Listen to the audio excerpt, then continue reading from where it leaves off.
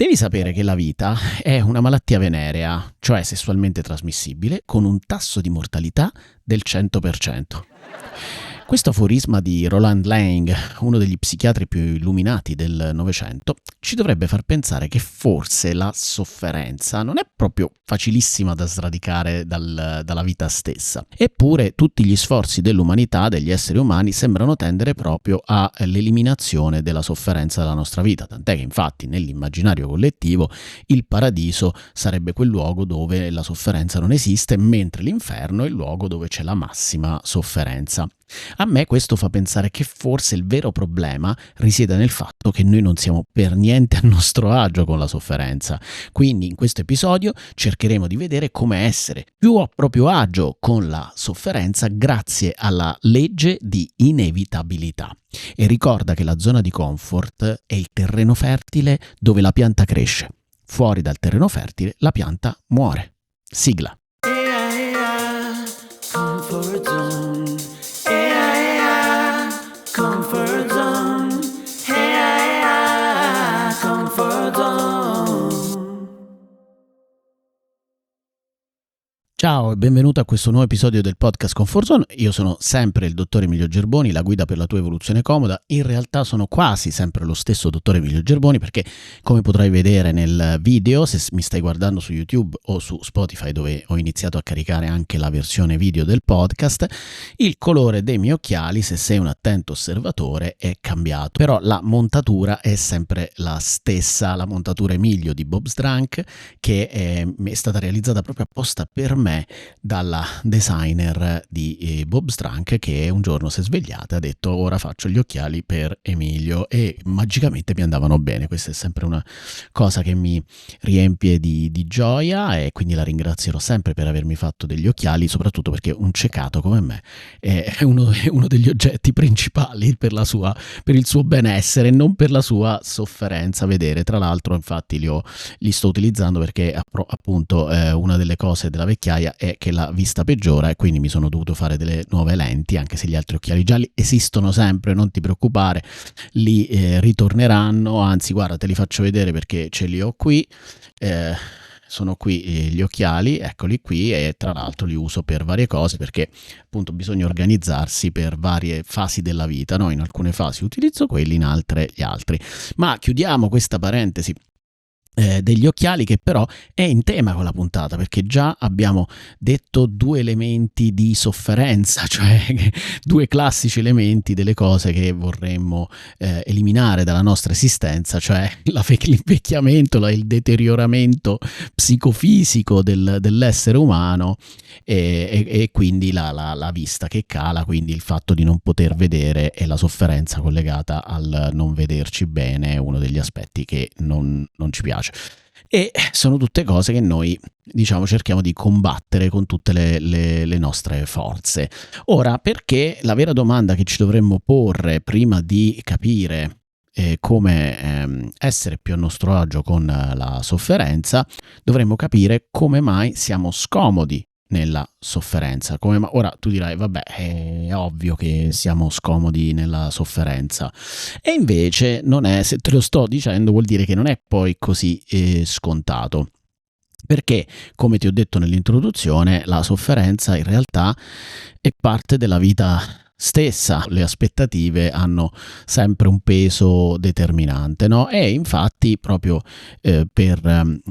rispetto a delle aspettative, diciamo, errate, la prima cosa che ci rende scomoda la sofferenza, il modo di rendersela scomoda, è il fatto di pensare che il non soffrire sia legato al fatto che le cose ci devono andare bene. Quindi ci sono cose che ci fanno soffrire e ci sono cose che ci fanno andare bene, e quindi se le cose vanno bene non soffro, se invece ci sono delle cose che vanno male soffro.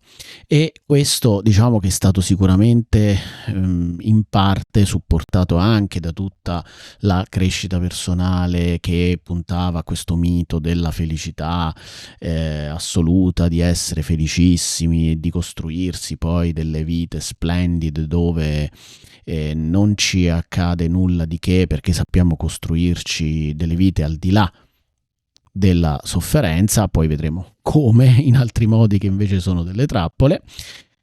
E quindi chiaramente noi diciamo, se sto male così vuol dire che non va bene, devo sprizzare gioia, però come faccio a sprizzare gioia? Non si sa. E questo conduce al fatto che, secondo punto, per stare scomodi pensiamo che la sofferenza sia evitabile. Cerchiamo quindi di sopprimerla, di evitarla, di andare oltre quello che ci fa soffrire, e invece di integrarla. E questo è già un punto che poi vedremo che è fondamentale per quanto riguarda appunto la modalità di stare più comodi con la sofferenza. Quindi pensare che la sofferenza sia evitabile è il vero punto più problematico della vita, che sia evitabile e che sia qualcosa di sbagliato da eliminare, che richiede di essere eliminato dalla nostra vita. Per spiegare meglio, e quindi per spiegarci meglio come mai siamo quindi super scomodi con la sofferenza, andando in escalation, arriva in aiuto la mia fantastica legge di inevitabilità, che, se sei curioso, puoi trovare anche proprio un paragrafo dedicato nel mio libro La vita inizia nella comfort zone, che tra l'altro proprio recentemente è stato rilanciato grazie a un reel di Francesco Boz sulle sue pagine social, e che diciamo ha riscontrato un grande successo, probabilmente spiegato da lui, che spiega meglio di me questo concetto, e io magari sono troppo contorto, grazie quindi a Francesco, e quindi è stato rilanciato e su Amazon, insomma su tutte le librerie, insomma la seconda ristampa è andata praticamente esaurita, e adesso spero ci sia la prossima ristampa. Vedremo, perché a proposito di sofferenza le case editrici diciamo che non sempre ci danno soddisfazioni. Comunque, andando avanti, quindi parlavamo della legge di inevitabilità. La legge di inevitabilità sostanzialmente consiste nel fatto che tutto lo sforzo, tutto l'impegno che noi ci mettiamo proprio per evitare fenomeni inevitabili, proporzionalmente a quanto impegno ci mettiamo, avremo nella nostra vita proporzionalmente tutta una serie di sofferenze, di problemi che sono legati a questi fenomeni inevitabili. Ovviamente, essendo la sofferenza che stiamo mettendo in un cappello grande, no? Perché ci sono varie tipologie, per ognuno c'è un modo di soffrire diverso, cioè associato, magari tu mentre pensi alla sofferenza immagini una cosa, un'altra persona sta immaginando un'altra cosa, anche se condividiamo, abbiamo dei gusti simili su molte cose, come a quasi tutti piace la pizza, anche sulla sofferenza quasi tutti possiamo concordare che ci siano delle cose che ci fanno soffrire di più o di meno, e che potremmo etichettare in questo modo qui. E la legge di inevitabilità ti mette in guardia che più ti sforzi a contrastare ciò che è inevitabile, più soffrirai proporzionalmente a quanto ti sforzi. Ora, se ti ricorderai, poco fa, cioè qualche minuto fa, proprio nell'inizio dove stavo introducendo il fatto che noi siamo scomodi con la sofferenza, ti dicevo che uno dei problemi è pensare che sia evitabile. Cioè, se io penso che è evitabile, allora mi impegnerò a cercare di eliminarla, ma siccome la sofferenza è inevitabile, ecco che si attiva la legge di inevitabilità, e quindi tutto ciò che fai per eliminarla ti porterà a soffrire di più e di conseguenza anche a stare più scomodo. L'unica sofferenza che noi possiamo evitare, ancora una volta ci viene in soccorso Roland Lang nella vita, no? Lui diceva: nella vita c'è molta sofferenza, e forse l'unica sofferenza che si può evitare è quella di cercare di evitare la sofferenza. Evitare la sofferenza è un modo di soffrire di più, soffriamo il giusto. Ora è chiaro che questo potrebbe non essere sufficientemente consolatorio, e tu dirai: sì, vabbè, che ci faccio di sapere questa cosa qua? Oddio, io ti dico, secondo me già stiamo dicendo alcune cose importanti, perché già invece che eliminarla, ridurre la sofferenza e avere sofferenza gratuita, secondo me dovrebbe essere un elemento interessante, no? E in più il fatto di dire ok, non è che sono io scemo che soffro e che invece guarda ci sono persone che hanno una vita felicissima e priva di sofferenze e sono io il fesso che non riesce ad averla, no? Quindi questo anche è un altro aspetto che è stato venduto, di far vedere immagini patinate, e spesso i social in questo sono sono fantastici, perché mostrare i sorrisi a 55 denti continuamente e un'energia gasata, pompata. Ora io capisco, cioè ti stai esponendo, ci può stare, no? Che in quel momento in cui sei, però se inizi a confondere quello che vedi sullo schermo con la realtà, e allora abbiamo un problema, perché comunque le difficoltà, problemi, tutte le conflitti, malattie, sofferenze, sappiamo che non scappa nessuno. Non è che dobbiamo augurare alla gente di stare male, cioè non è questo il punto. Io devo godere della sofferenza altrui, che è un'altra cosa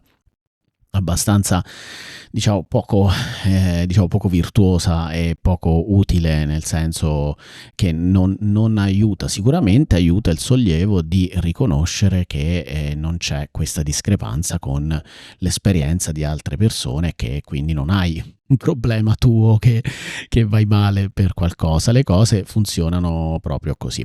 Ora, cosa succede? Che un po' tutta questa retorica che viene propinata e che alimenta l'idea dell'esistenza di una vita priva di sofferenza e di una vita quindi splendida, e che la sofferenza è il male, dobbiamo allontanarci, ci fa dire ok, ma come si fa a uscire dalla sofferenza? Bene, allora arriva qui la genialata numero uno. Genialata numero uno è guarda che se tu esci dalla zona di comfort, allora poi costruirai una vita dove non ci sarà più sofferenza, perché sarà tutto splendido. Ora, il problema qual è? Che io, per dover raggiungere questa vita priva di sofferenza, dovrei prima soffrire. E quindi uno dice: ma scusi, se io ti ho detto che non volevo soffrire, mo perché devo soffrire per andare e soprattutto fare delle cose che proprio c'ho l'orticaria, c'ho un'avversione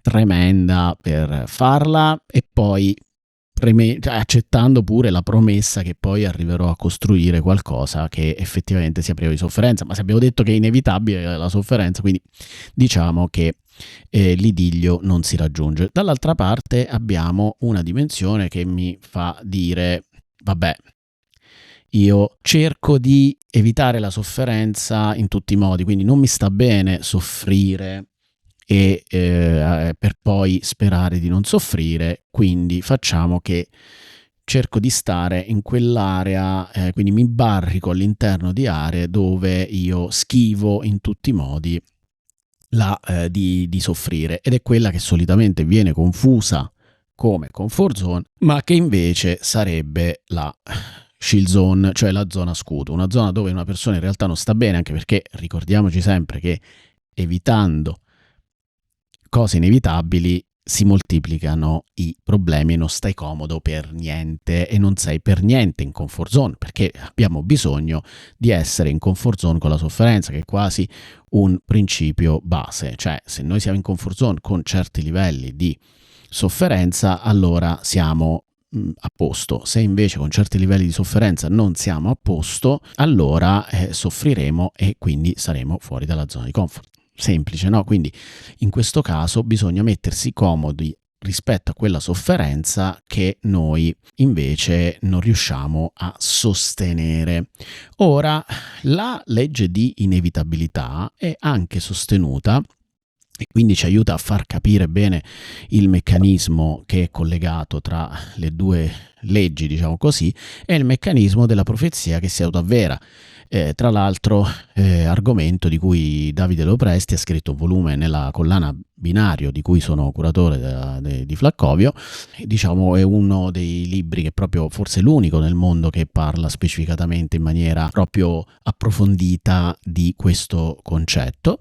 E per farti capire bene il collegamento tra legge di inevitabilità e profezia che si autoavvera, ora utilizzerò la fantastica storia del mito di Edipo. Lo so, Edipo solitamente è associato a Freud e quindi al complesso di Edipo, che sarebbe quello in cui noi brutte persone abbiamo la fantasia di avere rapporti con la nostra mammina e uccidere invece il nostro papino.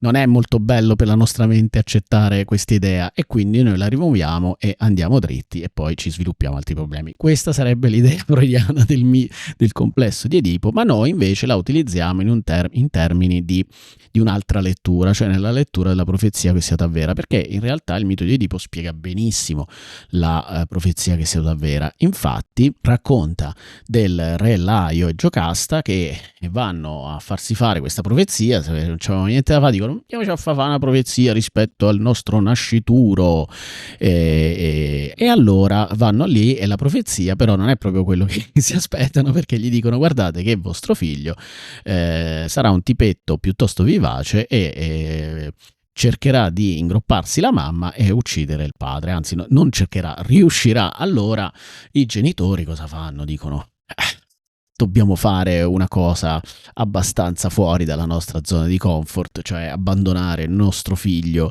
e lo lasciamo là a schiantare e, come dire, noi non lo guardiamo, ce ne andiamo per la nostra strada perché vorremmo evitare di essere uccisi, insomma, o ingroppati, a seconda di quale genitore stiamo parlando, genitore 1 o genitore 2.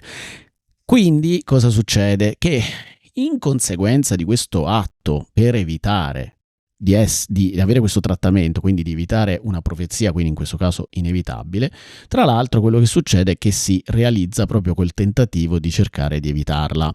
E in che modo però? Non in modo magico, superstizioso, ma perché abbandonandolo Edipo non sapeva di essere chi fossero i suoi veri genitori, quindi viene trovato da altri genitori e lui quindi viene adottato sostanzialmente senza sapere di essere adottato, si ritrova quindi in un altro terra, in un altro territorio lontano dai suoi genitori, solo che pure lui riceve una profezia, riceverà la profezia di la stessa identica profezia e allora deciderà a sua volta di autoallontanarsi dai suoi genitori che pensava essere quelli veri per non finire poi a fare quella roba lì. Mentre intraprende questo cammino ancora una volta fuori dalla sua zona di comfort perché scappa dai genitori e incontra il vero padre, il re Laio. Si mettono a litigare, evidentemente c'era qualcosa che gli diceva questo è il mio vero padre e quindi ci iniziò a litigare e lo ammazza nel litigio, quindi prima profezia si avvera. E cosa succede? Che poi lui arriva a Tebe,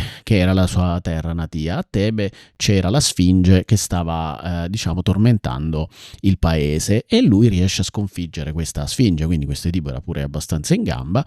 E indovinate qual era il premio di vincere la Sfinge? Era quello di sposare la regina. E chi era la regina? Ta-tan!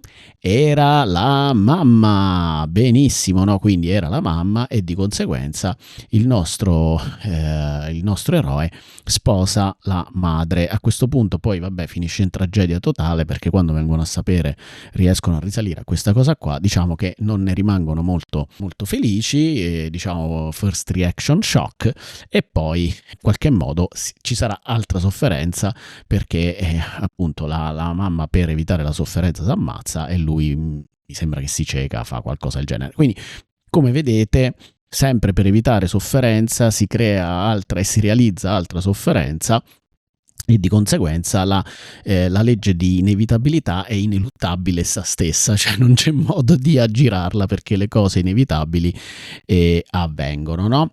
E in qualche modo c'è anche una storia più moderna, che è quella dei Darwin Awards, il film di qualche anno fa con protagonista Joseph Fiennes, protagonista di altre serie TV più moderne, cioè una abbastanza moderna che adesso sta andando molto in trend su Netflix, che è Il racconto dell'ancella, dove fa la parte del cattivone in un mondo distopico. Ve la consiglio se non l'avete vista, cioè ve la consiglio se vi piacciono le quelle serie distopiche, diciamo, però molto bella, e che ha fatto anche Flash Forward, che purtroppo invece in questo caso è una serie durata solo una stagione, però effettivamente in tutte queste serie questo argomento, diciamo, evidentemente lui incarna abbastanza il personaggio che vuole farci vedere la legge di inevitabilità. E in Darwin Awards invece, un film, una commedia diciamo simpatica, no? Con il risvolto un po' paradossale, lui è un ex detective che va a lavorare per le assicurazioni e deve verificare le morti più assurde che si realizzano. Quindi Darwin Awards sono per le persone che sono morte nella maniera più stupida possibile, che già è un modo delle volte appunto per evitare, con l'incoscienza, no? Uno finisce in situazioni dove muore. E cosa succede? Che lui, proprio perché vede tutte queste situazioni assurde e magari anche un po' ossessivello, utilizza un sacco di precauzioni, quindi proprio per evitare di farsi del male cerca di adottare un'iperprecauzione, e famosa è la scena dove lui si imbraga tutto per non scivolare nel bagno. Lo sappiamo che gli incidenti domestici sono tra gli incidenti che causano più morti, e quindi uno dice: laddove pensi di non morire muori, allora io che faccio? Vado in iperprecauzione. Quindi nel tentativo di evitare incidenti finisce per avere un incidente e quindi rimane bloccato nel bagno, proprio perché uno vede che si è imbragato in questo modo qui e rimane appeso come un salame, no? Quindi questo è un altro esempio. Ultimo esempio che però ci trasporta verso la soluzione dell'enigma di come rapportarci comodamente con la sofferenza è la storia di Montaigne, il filosofo che aveva il terrore della morte. Quindi ritorna, no, quello che abbiamo iniziato, no, proprio citando che la vita stessa è una malattia mortale, e lui era terrorizzato proprio dalla morte. Premesso che in quel tempo, diciamo, la morte era molto frequente, quindi era uno spettro con cui si aveva molto a che fare. Lui, gli erano morti 3-4 figli, un amico caro, insomma aveva subito tante perdite, quindi diciamo che l'ossessione per la morte aveva il suo terreno per diciamo fertile, in questo caso il terreno per la morte, non per stare comodo ma per stare scomodo, no? Un bel terreno di spine. Di conseguenza lui era ossessionato e non viveva per paura della morte. Dovunque andava era tormentato da questo pensiero della morte che lo paralizzava e gli impediva sostanzialmente di vivere. Così che un giorno, casualmente, quindi senza andarsi a cercare nessuna tipologia di stravagante missione per sconfiggere questa paura della morte, va a cavallo, che era una delle sue passioni e anche una delle poche situazioni dove la sua mente riusciva a svagarsi e a liberarsi, e quindi si liberava di questa ossessione della paura della morte. Va in questa cavalcata, soltanto che ha un brutto incidente con il cavallo, perché viene colpito da un servo che arrivava da dietro e lo colpisce perché stava facendo il fenomeno, diciamo, questo servo, comunque insomma lo colpisce, lui fa una brutta caduta a terra e diciamo rischia appunto di morire, e ha una sorta di esperienza premorte in cui conosce la dama nera, insomma un contatto ravvicinato del terzo tipo con l'esperienza della morte, e questa esperienza, diciamo, simil premorte gli cambia, quindi un'esperienza emozionale correttiva in cui gli cambia il rapporto con la morte, perché quello che lui immaginava era molto peggio di quello che poi era nella realtà la sua esperienza, e quindi era diverso. Cioè ciò che noi delle volte immaginiamo è molto, anche se brutto, comunque non è che ha detto che figata la morte, ok? Semplicemente l'ha conosciuta meglio, e molte volte quando noi familiarizziamo con qualche realtà ci rendiamo conto che non era poi così tremenda, no? Quindi l'immaginato supera molte volte la realtà, e entrandoci in contatto lui inizia a imparare, quindi a conoscerla da vicino, e vede che comunque non era così tremenda. Da quel momento in poi lui avrà una vita molto più spensierata, inizierà a vivere veramente, e tra l'altro diventerà estremamente prolifico dal punto di vista della scrittura. Poi vabbè, non stiamo a vedere le esperienze premorte in generale, che sono proprio spesso un ridimensionamento di valori e proprio di l'eliminazione di quelle paure che ci facevano dire guarda, ci fanno chiudere, no? Quindi ci mettono nella zona scudo e ci fanno ossessionare di cose a cui diamo un'eccessiva importanza e invece ci rassereniamo. Ora, non è che noi ci dobbiamo andare a cercare un'esperienza premorte, speriamo di dover evolvere senza dover comodamente, senza dover avere questo tipo di esperienza, cioè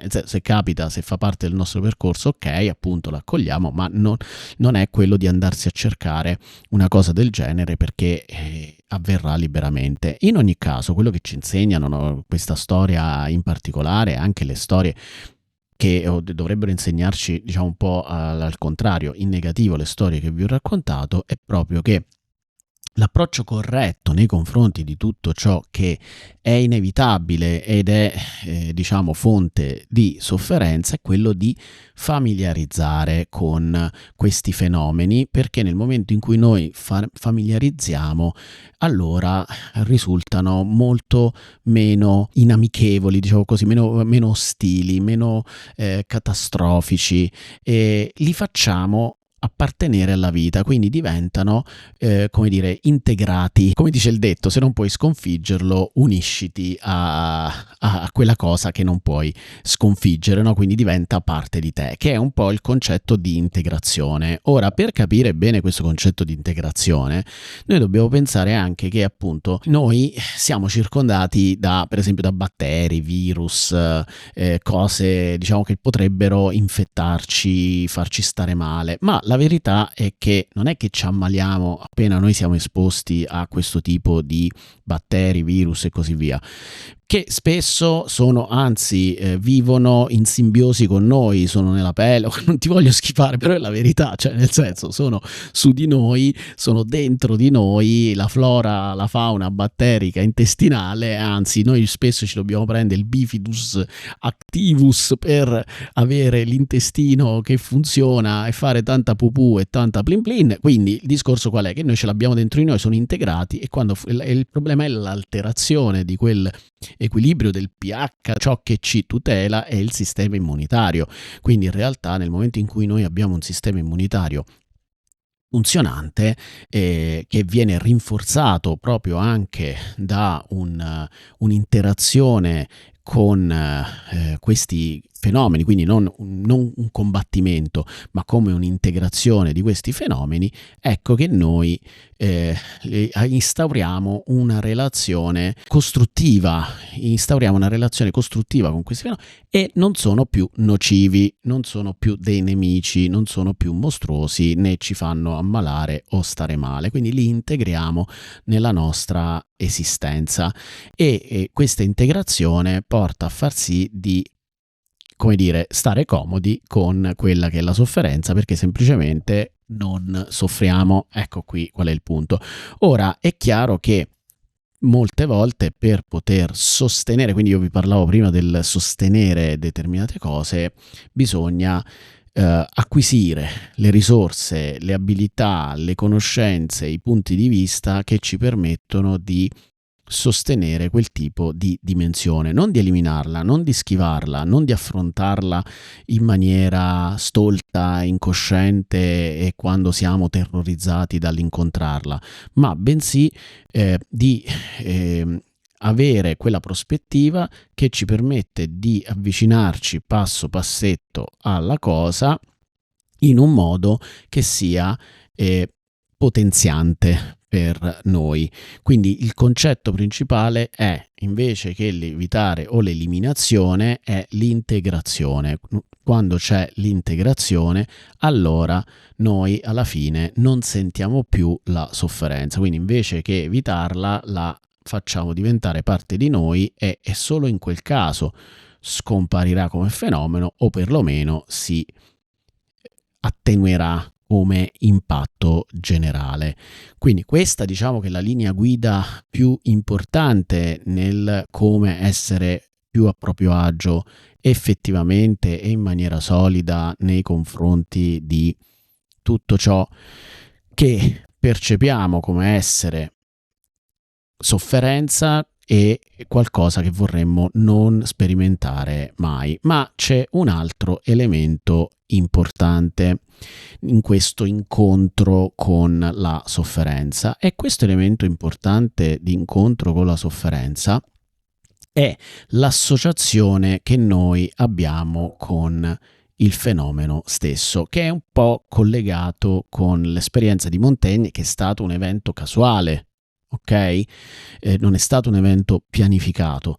In questo caso pensiamo a un bambino che casualmente si fa la bua. Il bue è felice quando si fa la bua, mentre il bambino molte volte non è molto felice di questa situazione qui.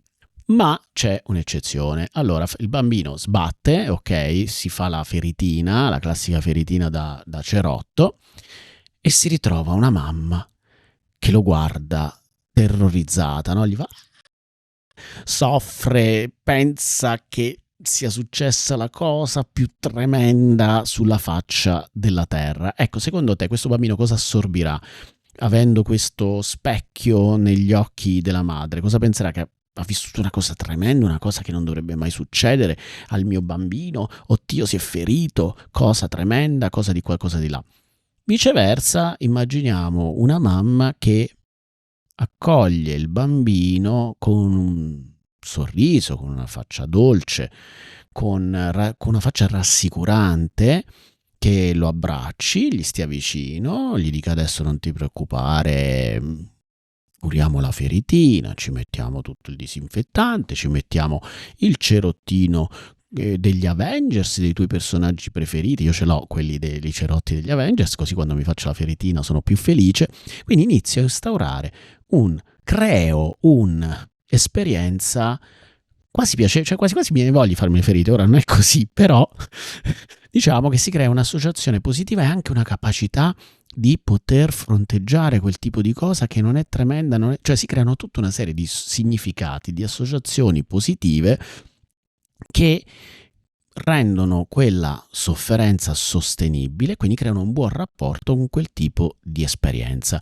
Ora noi possiamo fare questo, possiamo costruire questo tipo di esperienza in maniera attiva, possiamo lavorarci, certo non razionalmente perché deve essere qualcosa di sentito, però quello che si può fare è proprio andare in questa direzione della familiarizzazione positiva con ciò che poi verrà integrato nella nostra esistenza e non dovremo più debellarlo e trattarlo come un nemico da scacciare dalle nostre terre.